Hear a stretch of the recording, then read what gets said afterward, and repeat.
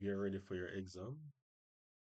All right, so in this video, I'll just do a quick review of the 2022 paper. The first question that we're answering or looking at here, we're asked to describe any three stages in the problem solving process. All right, so by this, we should have it clear that the stages in the problem solving includes problem definition, problem analysis, identification and evaluation of possible solutions, selection and justification of a given solution, implementation, and review. So these are the five stages. Now, basically, we're asked here to describe what happens at each stage. So, for example, at the problem definition, we clearly state what the problem is and its desired outcome, right? For problem analysis, the problem is broken down and the different requirements are identified. So we have things like the functional requirements, what the system must do, as well as the non-functional requirements, the constraint or quality factors that should be considered. For this third stage, that's to identify and evaluate solution. We suggest possible solutions and check how feasible each solution is to be implemented. The fourth stage is the selection and justification, and here we choose the best solution and explain why it is most suitable. All right. And finally, at the implementation and review, we would develop the solution, test it, and evaluate it to see if it actually solves the problem. If it doesn't solve the problem, we'd have to go and choose another solution. All right. So you basically would have to repeat earlier stages like um, step three. All right. Good. Moving on, let's go to the first question, number one. So we're asked to draw a logical diagram that represents the SR flip-flop. Now, the SR flip-flop can be represented using the AND gate and the NOR gate, as you can see represented here on your screen. But the SR flip-flop can also be represented using purely NAND gates. All right. So the SR flip-flop can also be represented by using just NAND gate. So we're gonna also look at that drawing. All right. So we should be able to draw. We should be able to also label. So we have the reset. We have our clock here. We have our set, and of course we have our output. So Q, whatever the value of Q is, Q prime will be the opposite. All right. Good. Let's look at how the same flip-flop could be represented using purely NAND gates.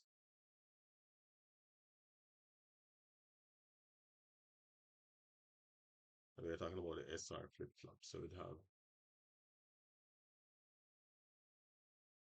a NAND here, another NAND. So it's purely NAND that will be used, no other gate. So any representation will be okay.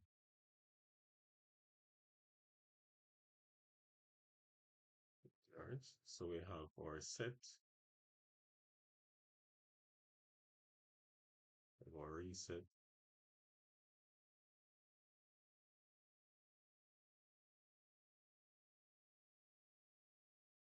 our clock. All right. The output from the first NAND gate will be fed into the NAND gate over here. Output from this will be called Q. All right. The output from this one also will be fed into this one. All right. Now, this is important. And this is what is going to really make this into a flip-flop. The output from this NAND gate will be fed back into the NAND gate here. And the output from this flip-flop, which is going to be Q prime,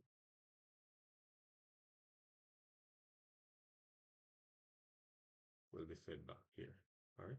So this actually allows the circuit to store a particular bit, right? And it will store that bit until it's reset. All right, good. Um, let's move on. The next thing that we're asked to do here is to, oh, I should also indicate that we need to be mindful of the other flip-flops. We'd have a look at the SR flip-flop, but there's also the JK flip-flop and also the B flip-flop that you're required to know for your syllabus. So we're asked here to represent this diagram, represent the true tail for this diagram. Of course, we would start by looking at the input lines. In this case, the input that we have A and B as input. Given that we have two inputs, simply mean that we're going to have four different rows. So it's 2 to the second. So the first row we have is 0, 0, 0, 1, 1, 0, and 1, 1. All right, so let's see what happens and how we came by the result on the screen. So we start by finding not A. Not A will give us C. So since A is 0, not A is going to be 1. All right. Next thing is to find D. Given that A is 0 here and B is 0, so it's 0 or 0. So 0 or 0 is going to give us 0. That's D over here. All right. So now that we have C and we have D, we can find E. So E, the gate here is a NAND gate, which is basically the opposite of an AND gate. All right. So remember, if it was an AND gate and you have 1 and 0, of course you're going to get 0. So since it's a NAND gate, it's going to be the opposite. So therefore, E will be 1. All right. So this one will be fed into the OR gate here, along with D, which is 0. So it's 1 or 0. So remember, for the OR gate, once there's a 1, the output will be 1. So that's how we end up with the 1 here. For 0, 1, again, we find not A to get C. So A is 0, so not A is going to be 1. Um, then we can find B, given that this is an OR gate, so it is A, R, B, A, R, B. Of course, that's going to give you 1. Now that we have C and D, we can then find E. So both of them, so we have 1 here and 1 here, so it's given that it's a NAND gate, it's the opposite of the AND, so of course the output will be 0. Because if this was an AND gate, 1 and 1 will give you 1, right? So we're looking at the opposite. All right, good. So let's look at Z. To get Z, we're going to take E, R, D. That's E, R, D, and that's going to give you 1 as well. All right, so next row, 1, 0 here. So A is 1, so not A is going to be 0. To find D, that's going to be 1 or 1 R B, which is 1 R 0. Of course, that's going to give you a 1. All right. So given that we have C and D now, we can then find E.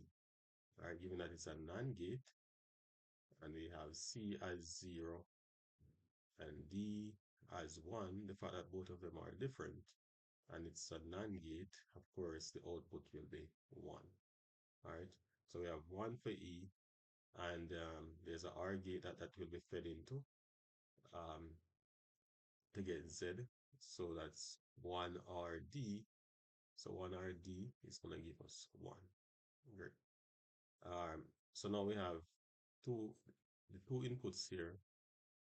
We have two ones. So not A is going to give us C, that's 0.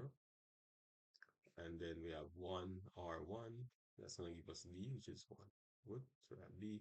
So we can find E, given that it's a NOR gate. So we have C, NOR, D. So it's C, NOR, D. So that's going to give us 1 for E. Good. And then we can work out Z, which is going to be 1 R 1, which is 1. So that's what the your truth table would look like for this question. All right. Now down here, we're asked to convert this hexadecimal number to binary. How we treat with hexadecimal number to binary, there are different methods that can be used, but the simplest method would be to take each portion of the hexadecimal number. In this case, we have A9. So A is 10. All right. So take the 10, convert that to binary. All right. The calculations on the screen. When you convert that to binary, you get 1010. Take the 9, convert that to binary. That's 1001. And all you do is combine them to get the answer. So it's gonna be the answer is gonna be 1010, no 1001 in base 2. All right. Um, part 2 here, it says assume that your answer in C is a 2's complement number. That would mean that it's a negative number. All right. So if this is a negative number, what would it be in decimal? So all you need to do is just reverse the 2's complement process.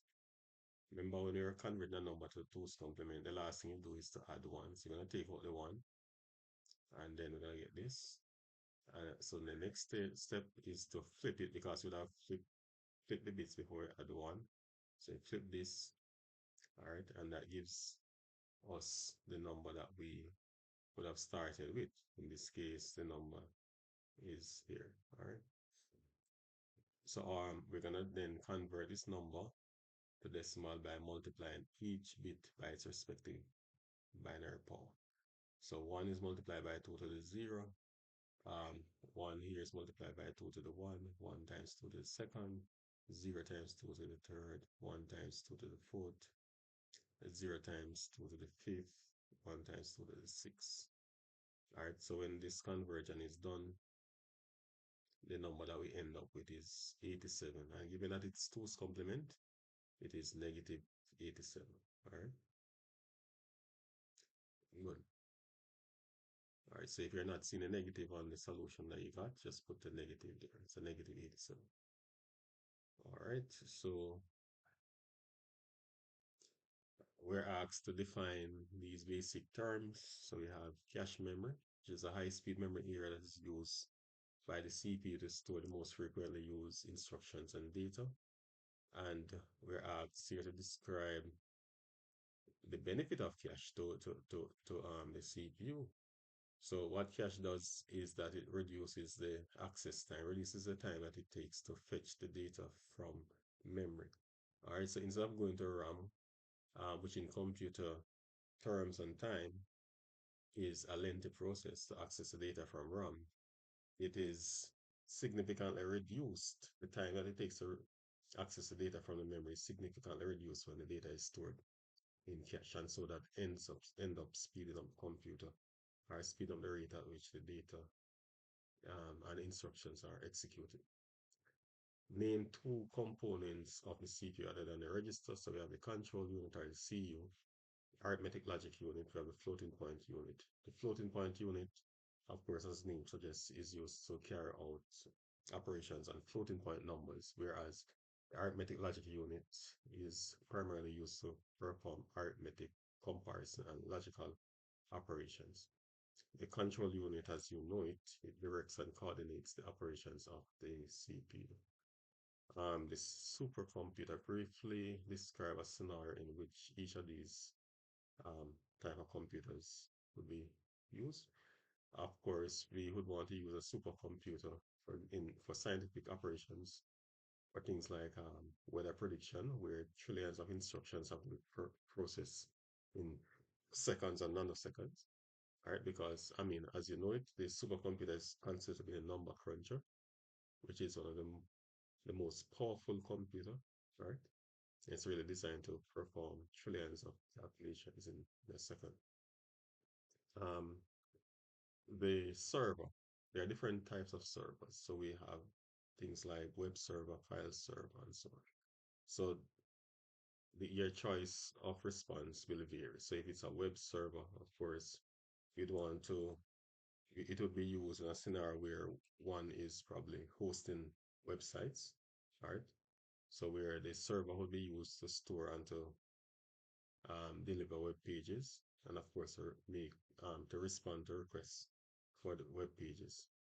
We can also have like a file server where we'd have server within the network and have different users' files be maintained by this server, allowing for centralized storage, ease of access, and so forth.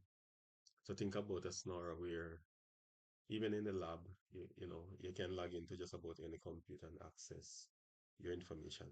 It's really the backbone to what we have now as cloud storage, having our information accessible in the cloud, right? So of course, there's a server that's actually storing our data, our files, and so on. All right. We also have servers that are used to allow for domain controls. So, especially like in a network environment where the users and computers information could be stored and maintained on the server. Mobile devices, of course, we all use mobile devices, cell phones, and all of those tablets. Um, you can describe scenarios or situations where they are useful. They, im- I mean, these devices allow us to be flexible, so we can work on the go. Of course, we can shop on the go. You know, we can conduct our research and whatever it is on the go, given that there is no physical restriction whilst using them. Problem solving section B. So we're asked to list three properties of a well-defined algorithm. So let's look at four properties of a well-defined algorithm. So a well-defined algorithm should have a finite number of steps. So there should be a point where it terminates. You can't just have an infinite amount of steps. Um, it should be clear and unambiguous. So a well-defined algorithm should be clear and unambiguous.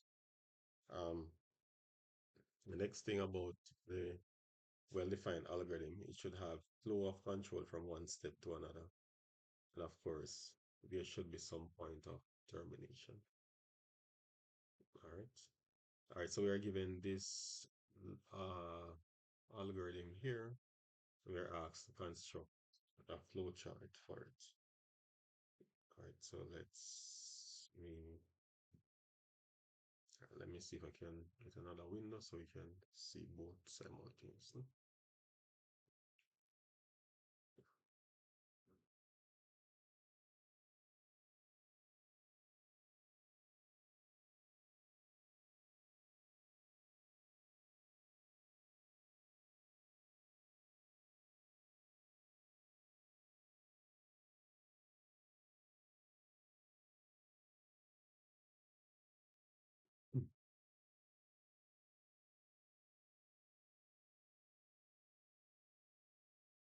All right, so this is the algorithm. And we're asked to develop a flow chart. Of course, we'd start our start symbol um, for our print. We have our input output symbol, read, input output symbol, total equal to 1, or process symbol. It's a loop. So here a decision will be made is a greater than -1. So we have that in the decision symbol. If it's if a is greater than -1, we're gonna continue in the loop. So a is equal to 2 times a.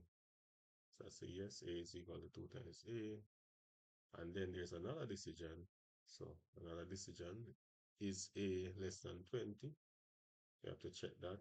If it is yes, we're gonna go inside the if statement, which is you're gonna say a is equal to a minus 1.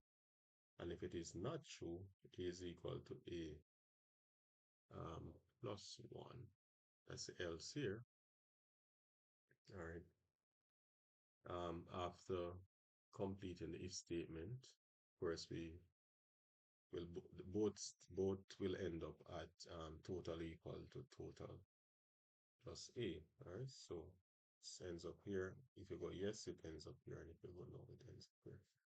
All right. And then following that, we have our print enter A, and then we have our read A. And because it's a loop, we have end while, but we're not gonna stop the program here. We're gonna have to go back up to check to see if the condition up here is true. So that's how we actually get the repetition going. So if this condition is true, we're gonna go back through a second time and so on. But the moment that this condition is no longer true, we're gonna go to the no, and that's when we're gonna get out of the loop and we're gonna print the total. So it's gonna say print total. All right, and once the total has been printed, it's stop. So that's for 12 marks, 12 generous marks. All right, let's see, where are we? Here. Briefly describe any, oh, we have answered this one, but the actual question that the examiner wanted you to answer was the three stages in the problem solving. But nevertheless, because the software development life cycle is on the syllabus, I went ahead and I wrote um, a possible response for this. All right. So it says describe three stages in the software development life cycle. All right. So we have the requirement analysis, and this is where we establish the what the software is intended to do, the functional requirement, the constraints, and you know the the functional requirements. That's what the software should do, as well as the non-functional, which is the constraints. We would also design a blueprint of the software. Here we have different tools that can assist with this stage, things like data flow diagram, class diagram, and so forth. Then we have implementation. That's where coding will take place. We would actually write the source code for the program. Then we have our testing and our debugging. Of course, debugging is normally done using a debug. So, be aware of those possibilities. Over here it says define the following control structures and give one example. The selection control structure, that's a control structure that allows us to make decisions in our program. All right, and these are examples. We have the if then else. We also have the multiple selection, that's a switch case. Iteration, of course, iteration is used to achieve repetition of program. We have fixed iteration, and we also have the condition control. So you have like the for loop, which is fixed iteration. That means that the number of repetition is now known beforehand. You have conditional control, like the while, the do while, the repeat until. All right, so those we need to be mindful of as well. Here we're asked to read the algorithm below and answer the questions. All right, so it says state the type of iteration. So here we have a while loop, which is a condition control loop. State how the loop in the algorithm above is expected to terminate. When will this terminate? The algorithm will terminate whenever the sentinel value is entered. That simply means whenever the condition here in the while loop becomes false. So this loop will go on once the value of z is less than 8. So the moment that z becomes 8 or above, it's going to terminate.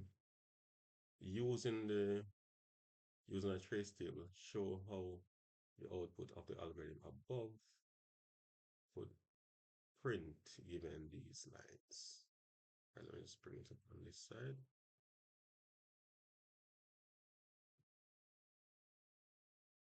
So you're told to use these inputs to the algorithm here, and just to show, what will be printed. All right. Went ahead and worked it out. We should end up with 40, but nevertheless, let's repeat. Let's look at it. All right. So,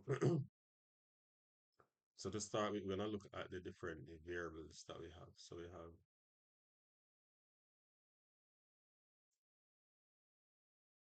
so in terms of variables, we have z, we have sum,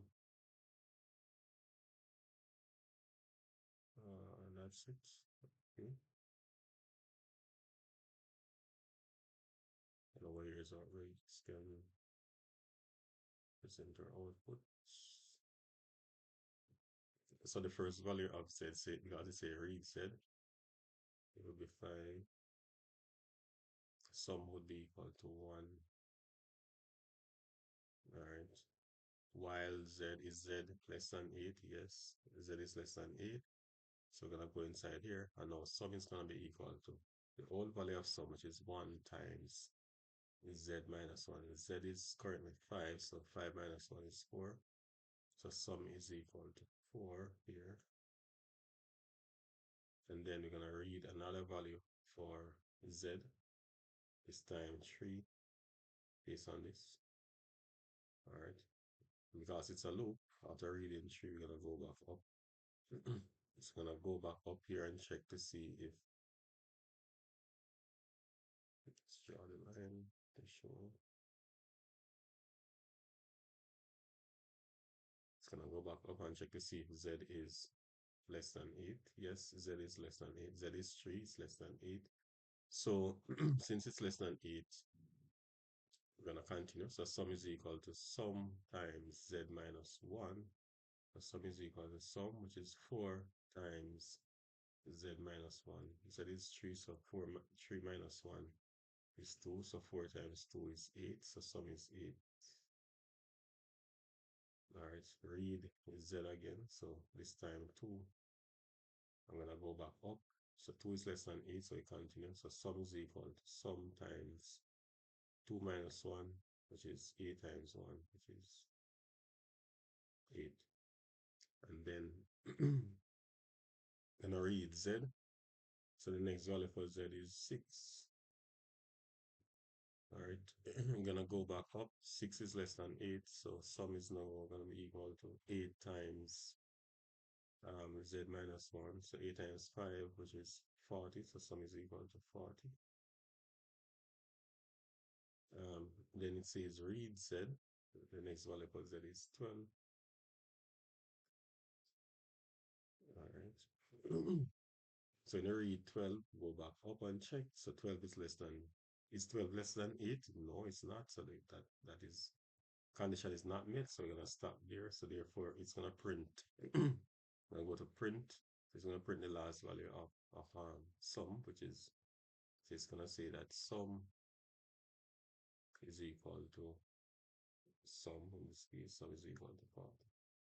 So that's what it does. All right, so that's for 3. No, 3 well deserved.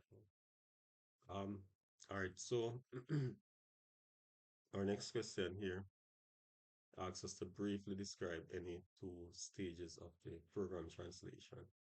All right, so it's just two. Nevertheless, I have listed the 6 stages here for consideration. All right, so that is the lexical analysis, syntax analysis, semantic analysis, intermediate code generation, code optimization, code generation. We should be familiar with these. Of course, with the lexical analysis, you can link it to English. Of course, here the code is broken down into small, meaningful portion referred to as tokens, um, basically removing white spaces and comments. All right. The next phase, we have the syntax analysis, where the tokens are checked against the grammar or the rules of the language to see if any rule has been violated based on the syntax of the language. Right. Then we have the semantic analysis, and this is where the compiler checks the code for meaning inconsistency. All right, such as ensuring that variables are declared and using the respective types. All right, so type checking is done here. Then we have the intermediate code generation, and at this stage, there's a machine independent version of a code that actually sits between the high level language and the machine language that is generated. Code optimization, of course, this is where the compiler will seek to make the program run faster or to use less memory and so forth, right? So basically optimizing the code that has been generated. All right. Then we have the code generation, which is the final phase where the optimized code is then converted into the specific machine language code or into binary, right? Where the CPU can actually handle it. So we should be familiar with some of with these phases of program translation. We should also know the different programs that are used to convert different languages. So, for example, like high-level languages um, would be converted using like a compiler. Some of them are converted using an interpreter and so forth. Assembly language will be converted using an assembler and so forth. The difference between, remember the compiler generates an object code, whereas things like the interpreter does not. So like language like Python, which is interpreted, there is no object code that is generated when that is translated. But when you translate like C++ program or C program, there's an object code that is generated. All right, so we should be mindful of stuff like that. Explain two ways in which good programming styles can be maintained when writing programs. Of course, you want to be consistent and use meaningful names. All right, so try to write the code in such a way that it explains itself. So, I mean, somebody reading through your code should not have to be calling in every time they come up on a particular line. I mean, based on the naming constructs that you use, the program should actually explain itself, or the code should actually explain itself. Of course, it's also good to make good use of indentation and white space. All right, these add to the readability of the code. All right, and of course, comments, internal comments are internal for internal documentation purpose that cannot be overemphasized. All right, so we're now down to this other question. It says the formula for finding the volume of a rectangle base pyramid is given here. So to find the volume of a rectangle base pyramid, the formula is there. The area of the base is given as well. Now we're asked to write a C function called pyramid volume to achieve this. And well, I hope you would have completed pro your function lab. You should have made this like cheese for it. All right, so so the function here is called pyramid volume. What you need to do is just to read through the problem statement just to see if it's a function that is expected to return a value and stuff like that. All right, so in this case, it says the function should be called pyramid volume. It accepts three parameters. So there are three parameters that it accepts.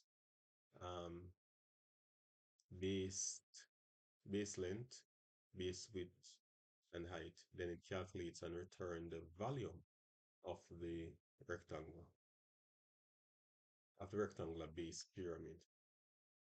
All right, such as the one that is shown above. All right, so even though I have already done it on screen, let me just do it again.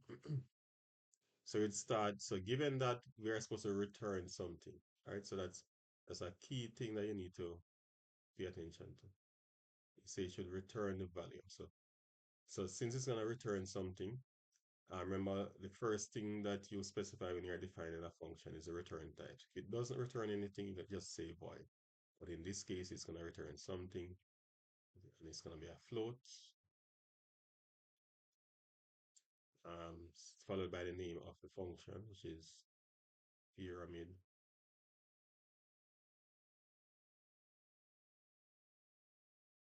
volume, and it takes in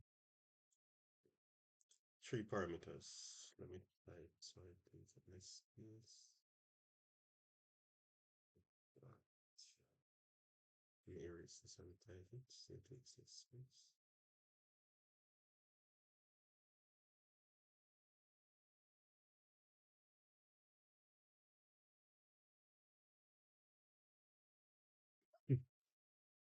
So the return type is going to be float, and the name of the function is pyramid volume. Takes in three parameters. The first one is the length, presented by L, the width presented by W, and the height presented by H. All right. Now, based on the formula here, to find the volume, you need to know the area first because the volume is equal to 1 over 3 times the area times the height. All right, so we are given the formula for the area. So you have to define area. So you're going to define area. So you're going to say float area, all right? And area is equal to, in this case, the length times the width. All right, so once we get the area, we can then work out the volume. So let's also declare volume. I can declare it up here.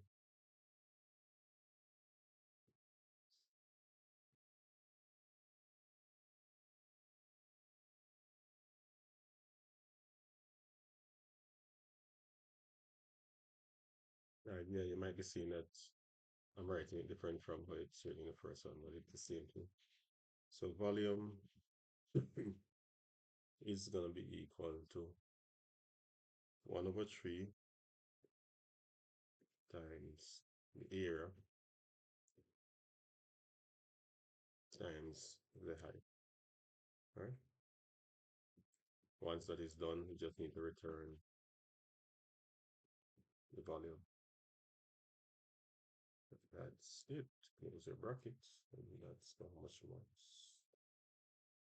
7 marks. All right. So that will be your function. All right. So don't skip it. All right. So we're asked here now to differentiate between a declarative and an imperative language. All right. Um, so by this, you should know the different imperative languages. So imperative language like Pascal or like Pascal C, we actually have to state the sequence of commands or and the steps that are required to achieve a particular task, right? So you have to say like input this, print that, and state how particular calculations should be carried out. A declarative language like SQL now, where you are like a query-based language, where you basically just state what you would like to achieve rather than how it is supposed to be achieved, all right?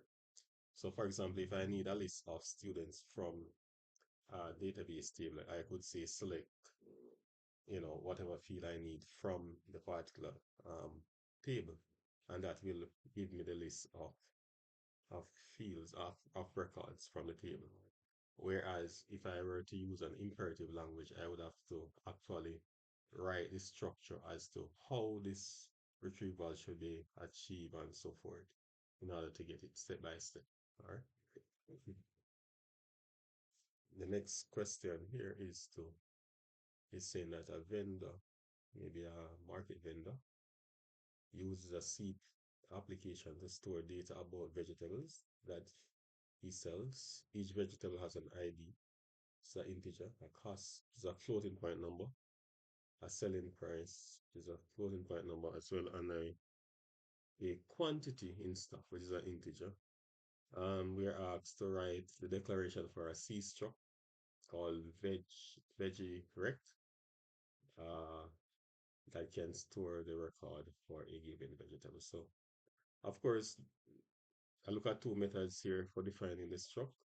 So we use the type define struct, um, and then we specify the different struct members: int ID, float cost price, float selling price, int quantity.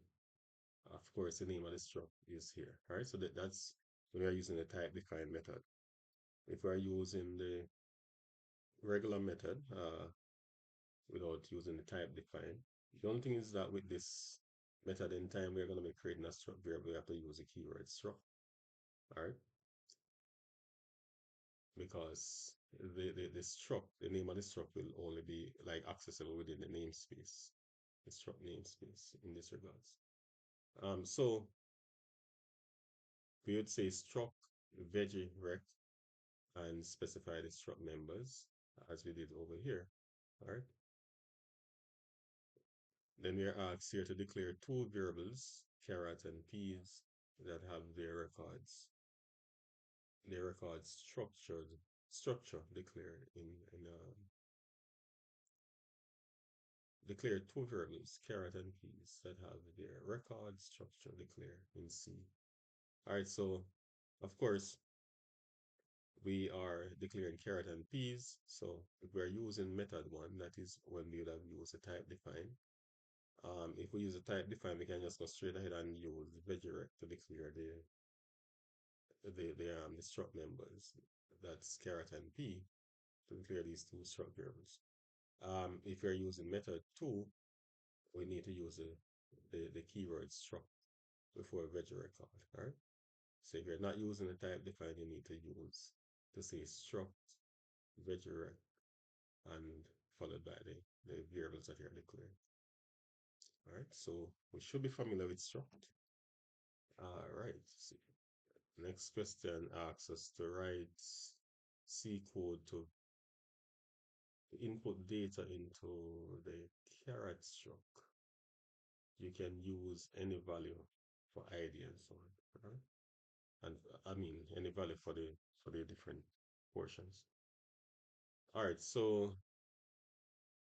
I've developed a main here. Of course, we declare the struct variables. So if you want to assign something to caret, all you would need to say is,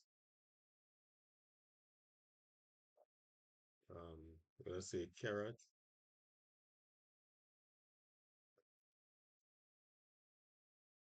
So caret is a struct variable. So each struct variable that is declared will have access to these member variables. So you have ID, cost price, selling price, quantity, right? So you'd say caret, if you want to set the ID for caret, you'd say caret.id. And in this case, I would have set it to 1. Caret.cost price. I'm going to set that to 30. Caret dot selling price is set to 35 in this case. I just chose these numbers at random. Caret, that's quantity. Set that to 100. All right. Of course, all of this should be in main. All right, so just show that you're declaring in main. It should be good to go.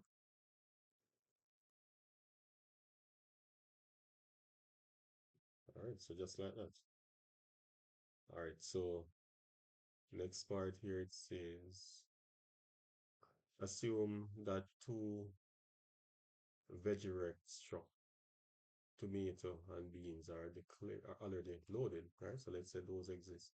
We're asked you to write the code that we'd want to use to exchange the cost price, the value of tomato and bean.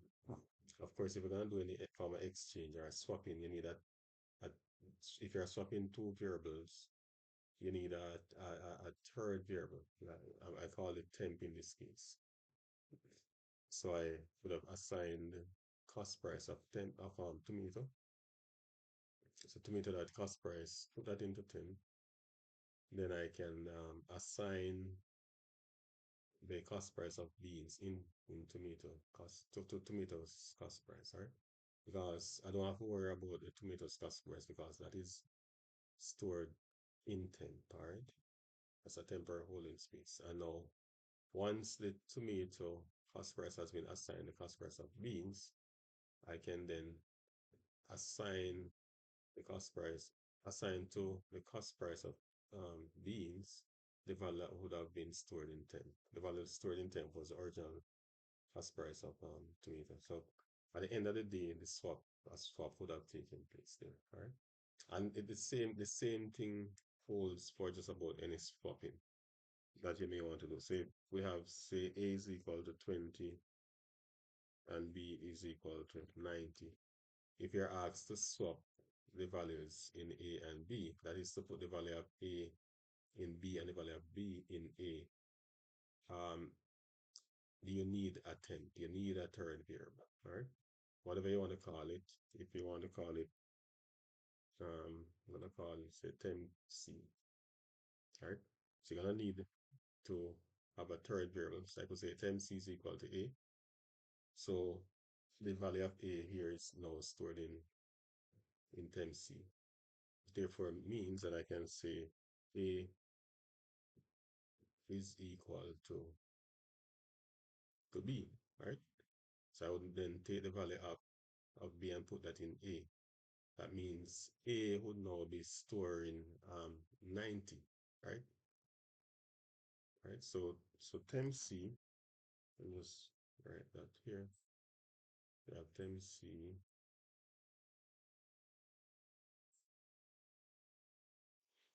A B. All right. So what we're saying here is that, let me put these first. Okay, put them here.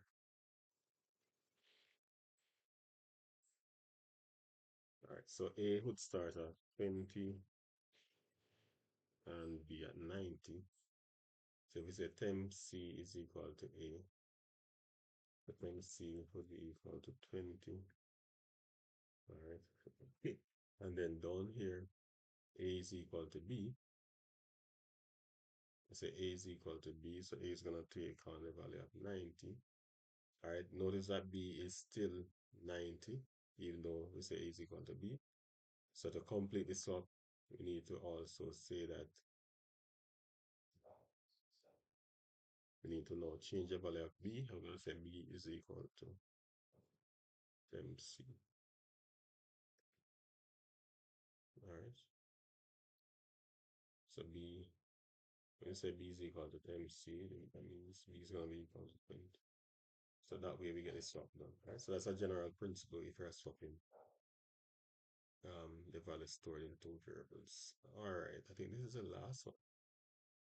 All right, just it seems like CXC like to ask about arrays. So this one asks us to write a C program called total, which accepts a 10 value integer array as a parameter and returns a count of the numbers in the array that are less than 20. So again, the general principle when you're declaring a function. So look if there is a need for a return. So in this case, we're asked to return a count. For that, we're going to be counting, we're going to be returning an integer. All right, so the return type is followed by the name of the array, in this case, total, and what parameter does the function accept. We are told that it should accept an array that stores 10 values. All right, so there's no need to put the size of the array when you're declaring a function. So you just say int number. There are other instances I've seen on other past papers where they ask you to that the function accept both the array name and the array size. In this case, it didn't tell you to accept the size. We are told what the size is. All right. So we're just accepting the name of the array here. And this is open and close square bracket. Hope it's visible or obvious. So it's an open and close square bracket, right? Like that. All right. So that indicates that we're accepting an array from the user. So there is a need for a counter because we're going to be counting the number of values that are less than 20. So counter here is equal to 0 to start with, and that will be incremented as we go. So since we're told that the array can store 10 items, it therefore means that in order for us to check to see how many numbers in the array are less than 20, we have to iterate through the array. So we're going to be looping through the array 10 times. And we're to loop through 10 times, we're going to be counting from 0 to 9. So we're going to say for count, if you want to declare the count here, declare the count outside, that's fine. For in count equals 0, count less than or equal to 9. And we're going to be increasing count by 1 each time. So count plus plus, that means count is being increased by 1 each time. All right. So that's a loop. So we're going from 0 to 9, which is 10. And we're gonna, for each iteration, we're gonna check to see if the value at the particular index of the array, like in this case, if num count is less than 0. So whenever count is 0, it's gonna check the first index. When count is 1, it check the second index and so forth. So you continue until count is 9, right? It's gonna check to see if the number is less than 20. Now, in order to tell how many number we found that are lesser than 20, the counter has to be incremented. So that's why I say count is equal to counter is equal to counter plus 1, all right? Or I could have written counter plus plus, all right? So all of this will be done 10 times. At the end of the loop, then we should have our counter. So we can say return counter, all right? And that will tell us how many different numbers, all right? So that's pretty much it for 2022.